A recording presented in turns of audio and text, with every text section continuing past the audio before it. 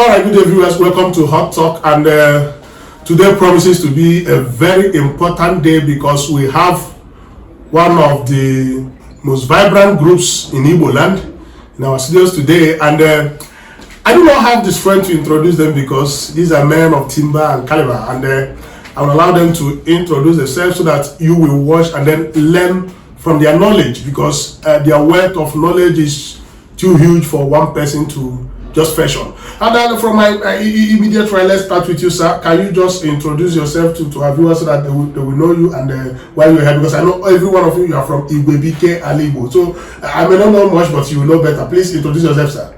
First, I want to say good morning, viewers. My name is Comrade Godson Ibekumelo. I'm a member of Igwebuike Alaigbo, Nigeria. All right. And to you, sir. Igbo, man. Praise the Lord. Hallelujah. I am Chaplain Prince O.G. Kalu, one of the co-chair of Igwebuike Alaigbo worldwide. Alright, sir. And to you, sir. Igbo, ụtụtụ ọma nuo. A na-akpọ m Comrade Alaigbo. I'm onye Igwebuike Alaigbo. Ndewonu. Okay, the viewers, you have heard from the horse's mouth. I'm not the kaka gasina Ozibo kage jebe bife. Asita ke miss bi e miss bi. Makana o de beza te kamo wa brozo Igbo. Okay. All right. In that case, and I don't know, can you just tell our viewers a little bit of what Igwebuike Alaigbo stands for? There must be something this group stands for that makes it so special, because when you go out there, people talk about Igwebuike Alaigbo. A lot of persons may think, are you talking about an offshoot of Ohaneze or an offshoot of any other group? Who can take that? Let's just start with that. Let me fire the first shot. I know my colleagues too will also lend their own voices, as it were. Igwebuike Alaigbo is a socio-cultural and intellectually driven Igbo think tank group. It's not actually competing with any other group. It's on its own. It's a group that came as a result of the perceived lapses in the struggle for the Igbo Renaissance. Okay. It's a group that came and found that there's some gaps existing somewhere, and we felt that we need to close that gap and work as a group that can now mobilize and coordinate and articulate the position of the Igbo man. If that's the case, I don't know if anybody has anything to add on that.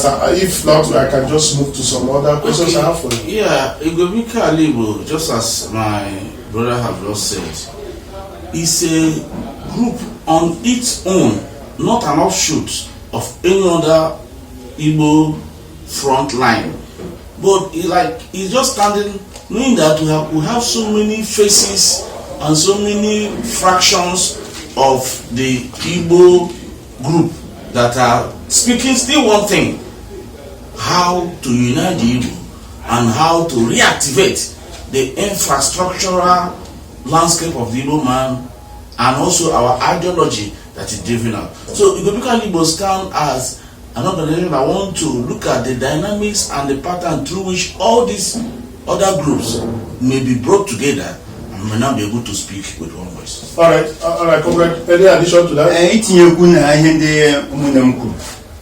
Igwebuike Alaigbo pụtara dịka ha si kwuo ime ka atụlite ihe ndị Igbo na-eme. N'Igbo enwere ọdịnala, enwere omenala. Ka ebe ihe niile ha gachara ugbu a, ọtụtụ ebe n'ala Igbo a na-ahụkwa ihe ndị ahụ. Ọtụtụ ndị ọchịchị, ọtụtụ ndị ụlọ akwụkwọ, ndị university ọwa akademia apụtala kwuo okwu maka ndị Igbo. Ma ugbu a n'Igwebuike Alaigbo, ndị ụka, ndị activist, ndị omenala, ndị dị iche iche abịala isi ka ha jikekwa aka ọnụ wike kwuo ihe gbasara ndị Igbo, ịtụgharị chikwa ihe ndị ka echefuru chọrọ ifefu n'ala Igbo. All right. Ịma na ebido ife a na-ebe anụ kata na-ajụ si so far so good a na-ekwu ekwu ọ bụrụ ka ekwube there are many groups in Igbo land. Kedu ife Igwebuike Alaigbo na-emetụ na ndị Igbo kwesịrị ịfụ anya sị na enwetụla ife emetụ dịka mana ife ọzọ chọkwa iju unu bụ a na-ekwu Alaigbo a na-ekwokwu South East ka a na-ekwokwu Alaigbo maka na mụ agba na Alaigbo abụrụ South East. Igwebuike Alaigbo a ndị Igbo nọkwa n'ofe ndị ọzọ esokwa ha n'ime. That's my question. Ndewo nwanne nwoke. Ka m bidogodi na ajụjụ nke mbụ jụrụ tupu m abịa na nke ikpeazụ jụrụ. Igwebuike Alaigbo emewago ihe a na-ahụ n'anya. Ife dịka gịnị? Igwebuike Alaigbo ekwuwago okwu ihe ndị na-emetụta ala Igbo. Igwebuike Alaigbo ekwuru okwu banyere nke anyị ka ji n'aka banyere otu esi kwapụ nwanne anyị nwoke Maazị Nnamdi Kanu. Anyị kwuru okwu na ụlọ ikwu okwu a na-ekwu Sun FM anyị si na ọ dịghị anyị mma but Chineke ka anyị na-ele anya. Anyị nọkwa ebe ahụ kwuo okwu mee ka ndị ụwa niile mara na ndị Igbo amatawala ihe maka na ọrụ na ọhịa mere n'afọ ndị gara aga ụbọchị ahụ a tụkpuru Nnamdi Kanu ọgụgara esu n'ala Igbo but ndị Igbo mara na ihe niile ahụkwa ihe suo omume suo gị maka ọtụtụ ihe ndị a wụ ọnya a na-esoro anyị. Igwebuike Alaigbo ekwuokwala okwu mee ọgbakọ na-akpọ retreat ọtụtụ mgbe nke mere n'ọnwa asatọ gara aga. Igwebuike Alaigbo n'afọ ndị gara aga na-eme ekpere abalị 15 nke ọnwa Jenụwarị na abalị 15 nke ọnwa 10 icheta ọgụ ndị nna anyị na ndị ụmụnne anyị lụrụ ichekwa ala Igbo.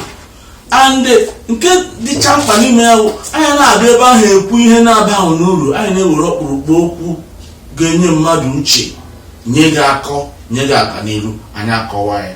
Ịbịazi na nke ikpeazụ jụrụ anyị yes ọtụtụ ndị mmadụ na-eche na ala Igbo bụrụ na South East Zone nke pụtara Abia, Anambra, Ebonyi steeti, Enugu na Imo. Mba, anyị nwere ala Igbo na South South, anyị nwere ala Igbo na South West, anyị nwere ala Igbo na other middle belt, anyị nwekwara a fraction of ala Igbo na North.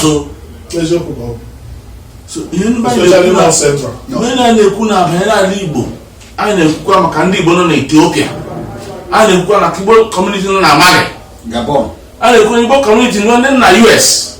Ihe ọbụla kpọrọ ala Igbo ọya ka Igwebuike Alaigbo na-anọchite anya. Ndewo sa okwu gị kwụ ọtọ.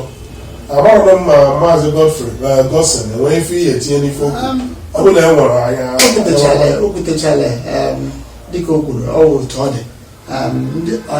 Igwebuike Alaigbo na ọgwụgwọ ihe anyị na-eme ndị ọzọ na-emetụbe anyị na-eme ebe oge ya gbalitere agbalite anyị na-emekwa ya weta ụzọ ọzọ ndị ọzọ na-ahụghị were tiba ya n'ime ka anyị na-eme ka a na-arụ ọrụ ka ọ na-aga aga. Anyị ga-adọbiri okwu anyị na-ekwu ma bịa bịachikwa na nkeji nke ọzọ mana kwadogoro unu ife m jụrụ unu ugbu a bụ ife si m n'obi. Anyị bịachi na-agba nke ọzọ unu ga-ekwuzi ife si unu n'obi na ọ bụrụ m ya ajụ unu maka na onye bịarube mmadụ nwere ife okwu n'obi wee bịa. Ife m pụtara na nke emechara emechara bụ na chaplain kọwara na Igbo abụrụ ozi ijiji a na-amụrụ m obere na mma a na-amụrụ ya ya na oge ahụ esore na ọ mara nkakwụ Igbo agbara gị ife.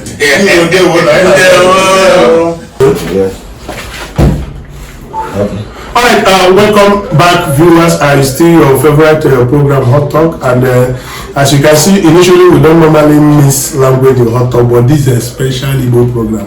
So whether you're a fan of Igwebuike or Hot Talk, you can see we are combining both today. We still have our people here. Can be a Japanese fine to Kuayaga Dobri no do I can see the groups I can go na Igbo. What is a political party? The way you have parties in Nigeria with zero ideology, with zero philosophy. Is there anything? Are there things in the rule judicial from when they cause that? Can you follow whether? Can you follow the aga? Can you defend those over on those over there? Let our people know.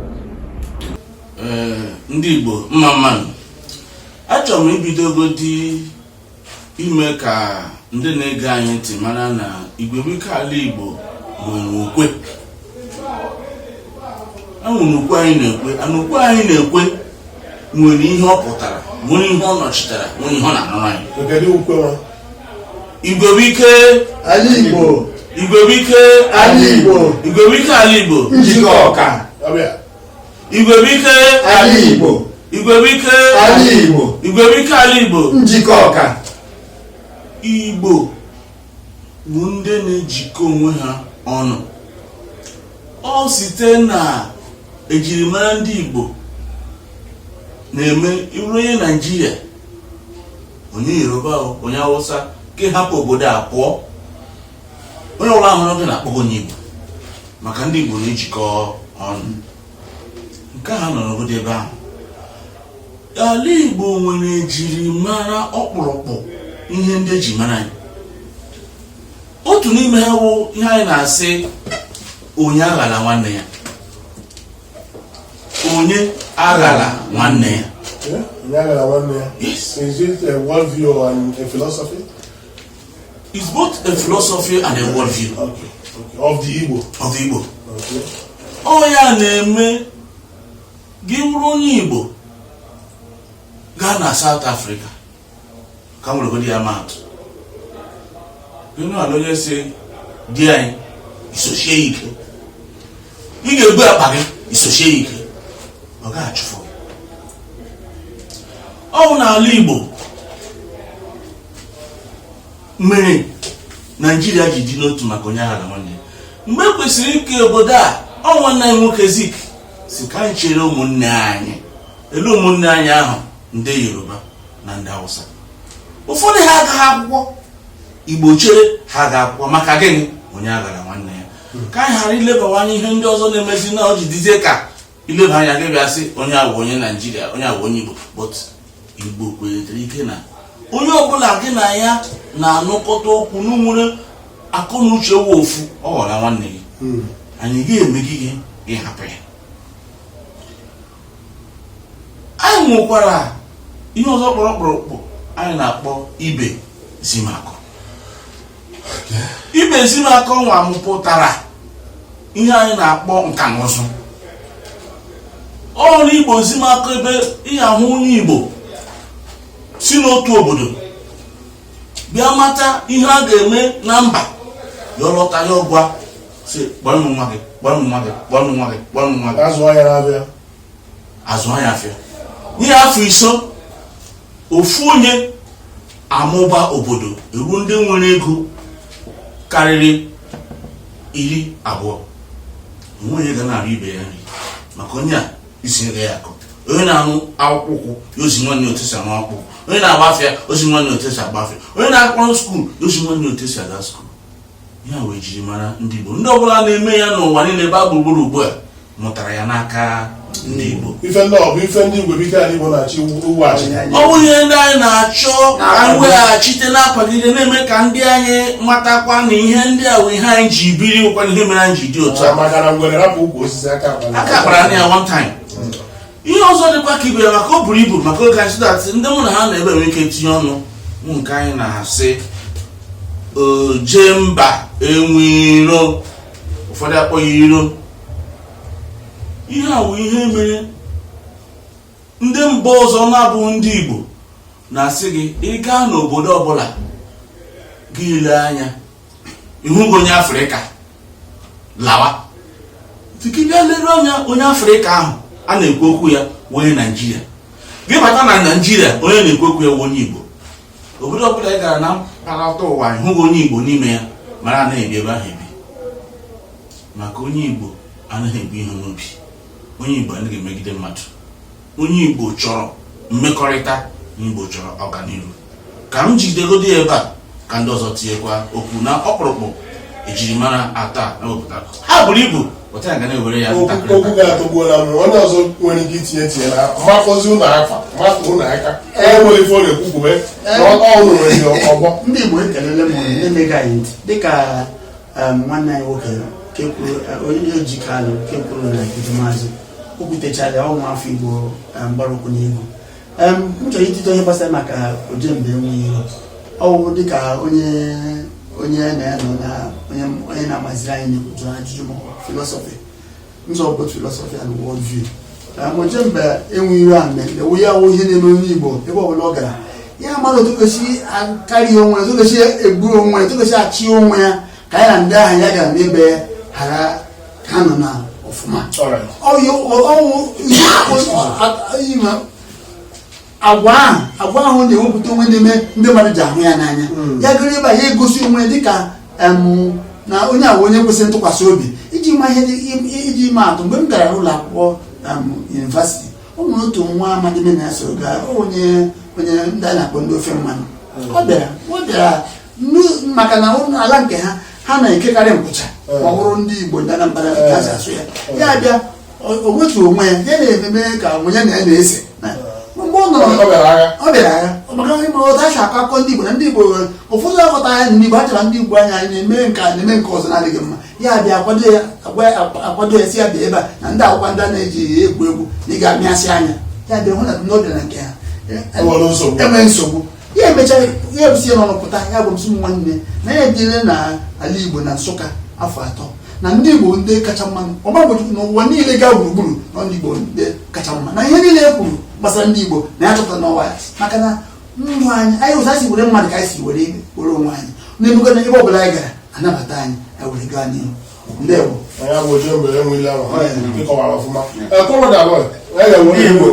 ndị Igbo ihe ndị Igwebuike Alaigbo dịka nwanne nwoke kwufutere chọrọ ime uwe ịtụlite ejimara anyị. Achọrọ m ikwu okwu maka ibezimakọ ọ ya wụ ihe mere ji si na onwe ebe gara ga ahụ ndị Igbo n'ihi na ọ na-awụ onye ga-ahụta ya bụ ibe ya onye ga ya hụta ya kpọ nwanne ya ọ ya mere abịa n'aka ọrụ ndị Igbo juru eju abịa n'ịzụ ahịa ndị Igbo juru eju ya mere ndị Igbo onye ọbụla juru onwe ya afọ juru onye ọbụla na nke ya ọ ya mere ndị Igbo ya dịgasị ndị Igbo nwere eze n'ihi na onye ọbụla jiju afọ na nke ya onwe nye rịọrọ ibe ya nri ọgwa na-arịọ nri ya mere ndị Igbo ji juo ebe niile ọgwa ya mere duto elepụrụ ya anya mere ụkọ ji dị ugbu a ibi ugbu a na ekọnọmi aka ya na-asị